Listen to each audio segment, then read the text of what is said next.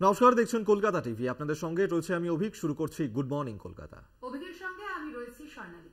আর প্রথমেই যে খবরের দিকে নজর রাখবো, মাঝে আর মাত্র একটা দিন প্রথম দফার নির্বাচনের ঠিক মুখে তৃণমূলের ইস্তেহার প্রকাশ। মোদির গ্যারান্টির পাল্টা দিদির শপথ। 10 শপথের অঙ্গীকার নিয়ে তৃণমূলের ইস্তেহার প্রকাশ, যার নাম অঙ্গীকারপত্র। 100 দিনের কাজের মজুরি বৃদ্ধি থেকে শুরু করে দুয়ারের রেশন, বিনামূল্যে গ্যাস সিলিন্ডার সহ একাধিক প্রতিশ্রুতি পূরণের আশ্বাস রয়েছে এই অঙ্গীকারপত্রে।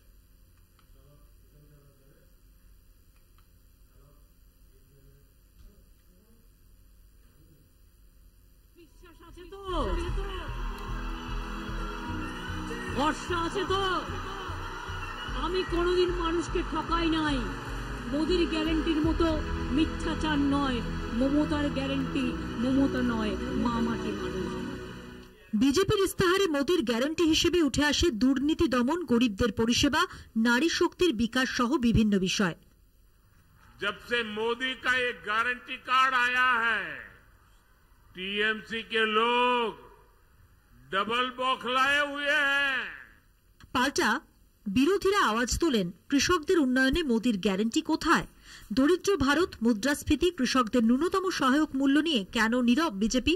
তথাকথিত দরিদ্র রাজ্যগুলির উন্নতির কথা কবে ভাববেন মোদি? প্রায় একই প্রশ্ন তুলে মোদির গ্যারান্টির পাল্টা দিদির শপথের কথা বলল তৃণমূল, যাকে ঠিক ইস্তাহার বলছে না রাজ্যের শাসক দল। মোদির গ্যারান্টির মতো মিথ্যাচার নয়, মমতার গ্যারান্টি মমতা নয়, মা মাটি মানুষ।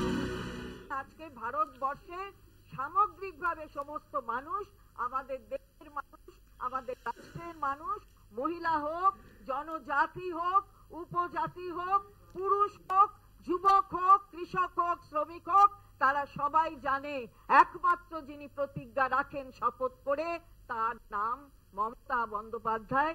দিদির শপথ তাই আমরা নিশ্চিতভাবে বাস্তবায়িত করব, এ বিষয়ে কোনো সন্দেহ নেই। ইস্তাহারে মোট 10 শপথের প্রতিশ্রুতি তৃণমূলের।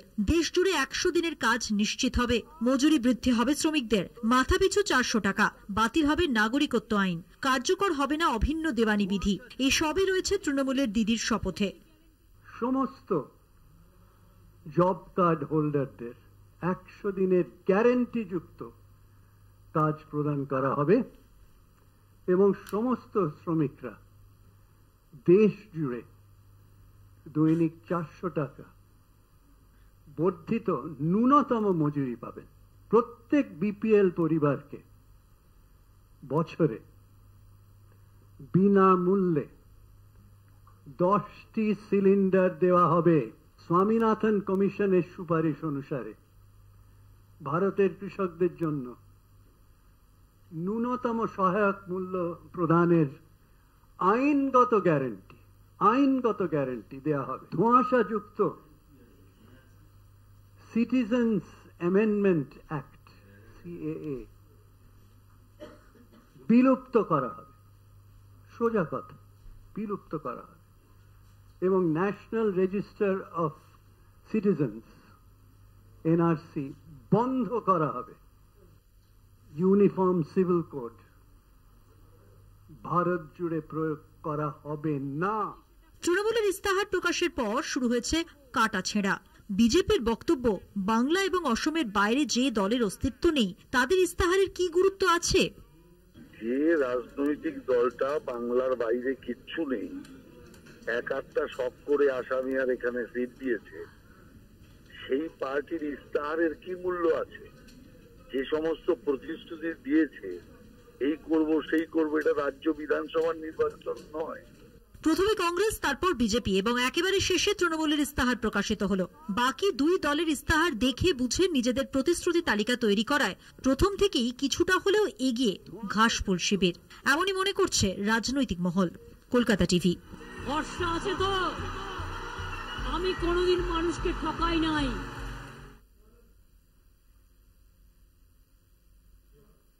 ভোটের ময়দানে ধর্মের রাজনীতি, রাম নামে ভোট প্রচারে সব শিবিরের প্রার্থীরা। জয় শ্রীরাম স্লোগান তৃণমূল প্রার্থী দেবের মুখে। রামনবমীর মিছিল থেকে বিজেপিকে হুঙ্কার শতাব্দী রায়ের, কটাক্ষ বিজেপি প্রার্থী সুকান্ত মজুমদারের। ভোটের বৈতরণী পেরোতে প্রার্থীদের ভরসা রাম নাম। রাম নামে মজে জনগণের মন পেতে বুধবার সকাল থেকে প্রচারে জোড়াফুল থেকে পদ্ম শিবিরের প্রার্থীরা রাম বানে একে অপরকে নিশানাও। ঘাটালের কুশপাতা এলাকায় রাম মন্দিরে পুজো দিয়ে জয় শ্রীরাম স্লোগান তুললেন তৃণমূল প্রার্থী দেব। ধর্ম নিয়ে রাজনীতির অভিযোগ তুলে দেবকে কটাক্ষ বিজেপি প্রার্থী হিরণের। ধর্ম নিয়ে রাজনীতি করছে তৃণমূল। জয় শ্রীরাম। কোন ধর্মেরই নয়, এরা রাজনীতির জন্য ধর্মকে চুজ করে। এরা রাজনীতির জন্য ধর্মর বদলে দেয়। যখন যে ধর্মকে দিলে রাজনীতির ভোটটা পাবে সেই ধর্মের মধ্যে ঢুকে গিয়ে ধর্ম পালন করেন। আমি সত্যি এর জন্য লজ্জিত একজন হিন্দু হিসাবে। আমি হিন্দু, আমি গর্বিত। আমি হিন্দু ধর্ম পালন করি, এটাই আমার সবচাইতে বড় কর্ম, এটা আমার ধর্ম, এটাই আমার সবচেয়ে বড় পরিচয়। রাম কার? তৃণমূলের উত্তর, রাম কারো একার নয়। শিউড়িতে রামনবমীর মিছিলে যোগ দিয়ে বিজেপিকে খোঁচা শতাব্দীর। তফাৎ হচ্ছে আমরা যদি জয় শ্রীরাম বলি, আমরা বলছি জয় শ্রীরাম। এটা হচ্ছে ঠাকুরের নাম জয় শ্রীরাম। ওরা জয় শ্রীরাম, এটা কিন্তু স্লোগান নয়, ওটা কিন্তু ঈশ্বর ডাকা নয়, ওটা হচ্ছে যেটা সেটা আর বললাম না, কিন্তু ভক্তি যদি হয় জয় শ্রীরাম এরকম বলা উচিত। কিন্তু জয় শ্রীরাম বলে করে রামকে ডাকিয়ে দিয়ে আমরা রামই বলছি। তৃণমূলের রাম বন্দনায় কটাক্ষের সুর বালুরঘাটের বিজেপি প্রার্থী সুকান্ত মজুমদারের গলায়। এখন ঠেলায় না পড়লে বিড়াল কাছে চড়ে না। আপনারা জানেন এখন মমতা বন্দ্যোপাধ্যায় রামনবমীতে ছুটিও দিচ্ছেন, তৃণমূলও রাম নাম নিচ্ছে। তো ভূতের মুখে রাম নাম শুনে আমাদের ভালোই লাগছে। যারা বিজেপি মোড়ে মাদার টেরেসার মূর্তি স্থাপন করে বিজেপি মোড়ের নাম পরিবর্তন করতে চায় তারা রাম নাম নিচ্ছে, এটা ভালো লক্ষণ, খারাপ লক্ষণ তো না। কোচবিহারে রামের বন্দনায় মিছিলে অংশ নেন বিজেপি প্রার্থী নিশীথ প্রামাণিক। রাম নবমীতে অস্ত্র হাতে মিছিল হাওড়ায়, তলোয়ার নিয়ে শোভাযাত্রা বিজেপি কর্মীদের। সামিল হলেন বিজেপি প্রার্থী। রামপুরহাটে তরোয়াল হাতে নাচ মহিলাদের। হাওড়ায় তৃণমূলের উদ্যোগেও বিশাল শোভাযাত্রা। অংশ নেন তৃণমূল প্রার্থী প্রসূন বন্দ্যোপাধ্যায়, অরূপ রায়, ডাক্তার রানা চট্টোপাধ্যায় সহ আরো অনেকে। কলকাতা টিভি। রাম মন্দির প্রতিষ্ঠার পর প্রথম রামনবমী, আর রামনবমীতে রামলালার প্রথম সূর্যাভিষেক। দুপুর 12টা নাগাদ মন্দিরের গর্ভগৃহে রামলালার কপালে গিয়ে পড়ে সূর্যকিরণ। কয়েক মিনিট ধরে আলোকিত মন্দিরের গর্ভগৃহ। বিমানে জুতো খুলে ভার্চুয়ালি সেই মুহূর্তের সাক্ষী থাকলেন প্রধানমন্ত্রী। ভোটের মুখে সহায় রাম, উপলক্ষ রামনবমী। অযোধ্যায় রাম মন্দিরে রামলালার প্রাণ প্রতিষ্ঠাকে কেন্দ্র করে ধর্মীয় জিগির তোলার সব রকম চেষ্টা করে কেন্দ্রের শাসক দল বিজেপি। প্রাণ প্রতিষ্ঠার লাইভ মেগা শো প্রায় গোটা দেশ সেদিন প্রত্যক্ষ করে। প্রত্যেক প্রেমে ধরা পড়ে নরেন্দ্র মোদীর উপস্থিতি। রামলালার প্রাণ প্রতিষ্ঠার পর প্রথম রামনবমী। এই দিনটিকে স্মরণীয় করে রাখতে রামলালার কপালে সূর্য তিলক পরানোর ব্যবস্থা করা হয়। নির্বাচনী আচরণ বিধি লাগু থাকায় হয়তো সেভাবে রাজনৈতিক প্রচারের হাতিয়ার হয়ে ওঠেনি, তবে তার মধ্যেও ধরা পড়েছে মোদিজির ছবি। রামলালার কপালে সূর্য তিলক পরার মুহূর্ত প্রধানমন্ত্রী দেখলেন আকাশপথে। অসমের নলবাড়ি থেকে প্রচার সেরে ফেরার পথে বিমানে বসেই রামলালার সূর্য তিলক দেখেন প্রধানমন্ত্রী। কি এই সূর্য তিলক? ডুবোজাহাজের নাবিকদের ব্যবহৃত পেরিস্কোপের পিছনে যে বিজ্ঞান, রামলালার কপালে সূর্য তিলক পরানোর পিছনেও ওই একই বিজ্ঞান। দুপুর 12টায় বিজ্ঞান প্রযুক্তির মেলবন্ধনে রাম মন্দিরের গর্ভগৃহে তৈরি হয় সেই বিশেষ মুহূর্ত। সূর্যের আলোয় আলোকিত মন্দির গর্ভ। রামলালার সূর্য তিলক বা সূর্যাভিষেকের ঘটনার সাক্ষী রইলেন সকলে। সূর্য তিলকের মুহূর্তে রামলালার বিশেষ আরতি আরাধনা করা হয়। এক্স মাধ্যমে প্রধানমন্ত্রী লিখেছেন, নলবাড়ির সভার পর রামলালার সূর্য তিলক দেখেছেন। কোটি কোটি ভারতবাসীর মতো বিষয়টি তাঁর কাছেও অত্যন্ত আবেগের বিষয়। এই সূর্য তিলক সকলের জীবনে যেন শক্তি নিয়ে আসে, দেশকে যেন নতুন উচ্চতায় পৌঁছে দেয়। Kolkata TV. Good morning Kolkata. এখন সময় একটা ছোট্ট বিরতি। ফিরছে আরো অন্যান্য খবর নিয়ে, সঙ্গে থাকুন। ফিরে এলাম বিরতির পর, আর এই মুহূর্তে যে বড় খবরের দিকে নজর রাখবো যে আগামীকালই শুরু হচ্ছে লোকসভা নির্বাচন প্রথম দফায়, কিন্তু তার আগেই বোমা বিস্ফোরণের ঘটনা। এবার ঘটনাস্থল আসানসোলের বাগটিহা গ্রামে, সেখানে একটি বাড়িতে বিস্ফোরণ। একেবারে অভিযোগ এবং বিজেপি কর্মীর বাড়িতে বোমা বিস্ফোরণের অভিযোগ উঠেছে। বাড়িতে বোমা মজুত রাখা হয়েছিল এমনটাই দাবি করা হয়েছে তৃণমূলের পক্ষ থেকে, এবং ঘটনার তদন্তে জামুরিয়া থানার পুলিশ। একদমই তাই, সেই ছবিও এই মুহূর্তে দেখাচ্ছি আপনাদেরকে। আসানসোলের বাগটিহাতে সেখানে এই ঘটনা ঘটেছে।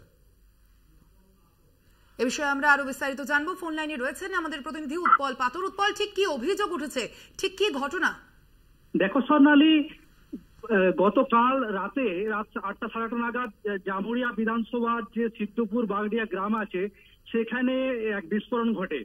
তো তৃণমূল যে জেলা সভাপতি আছে নরেন্দ্রনাথ চক্রবর্তী, তার অভিযোগ যে এই যে জামুরিয়া থানার যে বাগডিয়া গ্রামের যে কাজল গোড়াই নামে এক বিজেপির বাড়িতে বোমা বাঁধছিল, সেই সময় এই ঘটনা ঘটে। তিনি অভিযোগ করেন যে রামনবমীর দিনে একটা বড় চক্রান্ত ছিল যে একটা অশান্তি করার জেলাতে, যে বিভিন্ন জায়গাতে রামনবমী যে মিছিল হয় সেখানে হয়তো বোমা ফেলে দেবার বা বোমা করার যে একটা পরিকল্পনা ছিল, সেই নিয়ে তারা যখন বোমা বাঁধছিল সেই সময় বিস্ফোরণ ঘটে। কিন্তু এই বিষয়ে যে বিজেপির যে জেলা সভাপতি আছে বাপ্পা চ্যাটার্জি, তিনি অভিযোগ অস্বীকার করেন। তিনি বলেন যে তৃণমূল হেরে যাবে আসানসোল লোকসভা কেন্দ্রে, তাই পরিকল্পনা করে এগুলো ফাঁসানো হচ্ছে, চক্রান্ত করা হচ্ছে। এবং যে পরিবারের উপর যে অভিযোগ উঠেছে সেই পরিবারেরও দাবি যে তারা কোনো রাজনৈতিক দলের সঙ্গে যুক্ত নয়। স্বর্ণালী, একেবারেই, অর্থাৎ এই ঘটনাকে নিয়েই এবার কিন্তু আসানসোলে রাজনৈতিক চাপানোতর বৃদ্ধি পাচ্ছে। ধন্যবাদ তোমাকে উৎপল।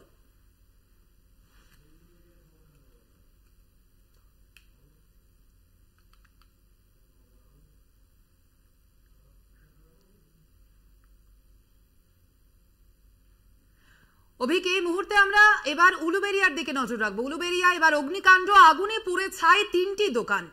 একদমই তাই। আর উলুবেড়িয়ার 16 নম্বর জাতীয় সড়কে এই দুর্ঘটনা ঘটেছে, যেখানে দমকল বাহিনী গিয়ে পৌঁছায় এবং তারা আগুন নিয়ন্ত্রণে আনার চেষ্টা চালায়। আপনাদেরকে আরেকবার জানিয়ে রাখবো, যেখানে উলুবেড়িয়াতে সেখানেই আগুনে পুড়ে ছাই হয়ে গেল 3টি দোকান। ভয়াবহ অগ্নিকাণ্ডের ঘটনা উলুবেড়িয়াতে একেবারে, এবং সেই ছবি আপনারা দেখতে পাচ্ছেন। কালো ধোঁয়ায় রীতিমতো ঢেকে গিয়েছে চারিপাশ এবং উলুবেড়িয়ায় অগ্নিকাণ্ডের ঘটনা ঘটেছে। এবং যেমন ছবি আপনারা দেখতে পাচ্ছেন কলকাতা টিভির পর্দায়, উলুবেড়িয়ায় ভয়াবহ অগ্নিকাণ্ডের ঘটনা। ঘটনাস্থলে গিয়ে পৌঁছায় দমকল বাহিনী, তারা আগুন নিয়ন্ত্রণে আনার চেষ্টা করে। যে তীব্রতা আগুনের, সেই ছবি এই মুহূর্তে দেখাচ্ছি আপনাদেরকে। এবং গতকাল রাতেই এই ঘটনা ঘটে। উলুবেড়িয়াতে পরপর 3টি দোকানে আগুন ধরে যায় এবং পুড়ে ছাই হয়ে যায় দোকানগুলি। এবং আগুনের যে বিভৎসতা, সেই ছবি এই মুহূর্তে দেখতে পাচ্ছেন। যদিও এখনো পর্যন্ত জানা যায়নি ঠিক কি কারণে এই আগুন লেগেছে, অবশ্যই সেই ঘটনার তদন্ত শুরু হয়েছে। তবে এখন আপাতত দমকলের ইঞ্জিন পৌঁছে সেই আগুন নিয়ন্ত্রণের চেষ্টা চালাচ্ছে। প্রথম খবর এই মুহূর্তে দেখাচ্ছি আপনাদেরকে, উলুবেড়িয়ার এই ঘটনা, ভয়াবহ অগ্নিকাণ্ডের ঘটনা উলুবেড়িয়াতে।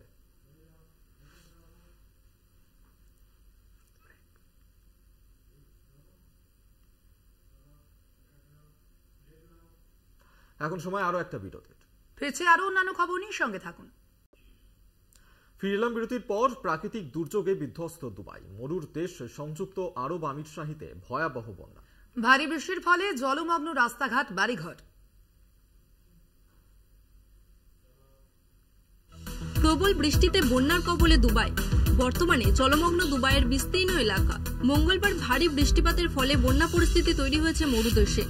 বর্তমানে জলের তলায় দুবাইয়ের একটা বড় অংশের রাস্তাঘাট, বাড়িঘর সহ বিমানবন্দর। বিঘ্নিত হয়েছে বিমান চলাচল। দুবাই শহরে বছরে গড় বৃষ্টিপাতের পরিমাণ 88.9 মিলিমিটার। সেখানে মঙ্গলবার মাত্র 12 ঘন্টায় প্রায় 100 মিলিমিটার এবং 24 ঘন্টায় মোট 160 মিলিমিটার বৃষ্টি হয়েছে। সামাজিক মাধ্যমে ছড়িয়ে পড়া ভিডিওতে দেখা গেছে প্লাবিত বিমানবন্দরের রানওয়েতে বিমানগুলি ডুবে গিয়েছে। এমন পরিস্থিতিতে বাতিল হয়েছে একাধিক উড়ান। বুধবার সকাল 10টা পর্যন্ত দুবাই থেকে ছেড়ে যাওয়া সমস্ত ফ্লাইট সাময়িকভাবে স্থগিত করা হয়েছে। প্রবল বৃষ্টির কারণে বিশ্বের অন্যতম ব্যস্ত আন্তর্জাতিক বিমানবন্দরে প্রায় 8 ঘন্টা কাজকর্ম বন্ধ রাখতে হয়েছিল। এই পরিস্থিতিতে ভারত, পাকিস্তান, সৌদি আরব ও ব্রিটেন সহ আরও অনেক দেশের ফ্লাইট বাতিলের ঘোষণা করেছে দুবাই বিমানবন্দর। ফলে আতান্তরে বহু যাত্রী। কবে থেকে পরিষেবা স্বাভাবিক হবে তা এখনও জানাতে পারেনি প্রশাসন। বুধবারও দুবাই এবং আবুধাবি ও শারজায় প্রবল ঝড় বৃষ্টির পূর্বাভাস রয়েছে। জল জমে থাকার কারণে বেশ কিছু রাস্তা এড়িয়ে চলতে পরামর্শ দিয়েছে দুবাই পুলিশ। উল্লেখ্য, বর্তমানে প্রতিবেশী দেশ ওমানে প্রবল ঝড় বৃষ্টিতে প্রাণ হারিয়েছেন 18 জন। ওমানের কর্মকর্তারা জানিয়েছেন মৃতদের মধ্যে 9 জনই স্কুল পড়ুয়া। Kolkata TV. Good morning Kolkata এই পর্যন্তই। দেখতে থাকুন কলকাতা টিভি, রাত দিন 7 দিন।